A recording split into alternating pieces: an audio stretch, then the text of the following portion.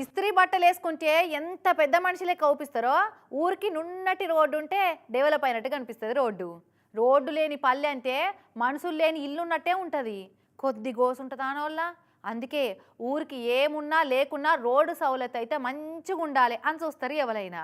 కానీ ఈ ఊరోళ్ళ దురదృష్టం ఏందో కానీ ప్రభుత్వాలు మారుతున్నాయి, లీడర్లు మారుతుర్రు, వాళ్ళ కార్లు మారుతున్నాయి, వాళ్ళు ఉంటున్న బంగ్లాలు మారుతున్నాయి, కానీ మా పల్లె రోడ్డు మాత్రం ఇట్లనే ఉంటుంది అని గోసెల్ల పోసుకుంటుర్రు. ఇగో ఇక్కడ వరి నాట్లు పెడుతురు చూసిరా. అవు ఎవరిదో పొలంలో వరి నాట్లు వేస్తురు. దాంట్లో ఇచ్చంతరం ఏమున్నది, అది కూడా వార్తేనా అన్వయ అంటారేమో. జర ఆగురి, మంచిగా నజరేరి. అది వరి పొలం కాదు, రోడ్డే. కాకుంటే ఇట్లా వరి మడి కంటే ఘోరమైంది అన్నట్టు.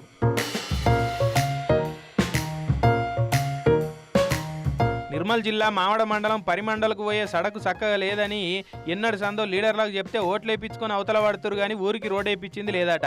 ఇక నిన్న మొన్న పడుతున్న వానలతోటి ఊర్లో రోడ్లన్నీ బర్ల కొట్టంల కంటే రొచ్చు అయినాయట.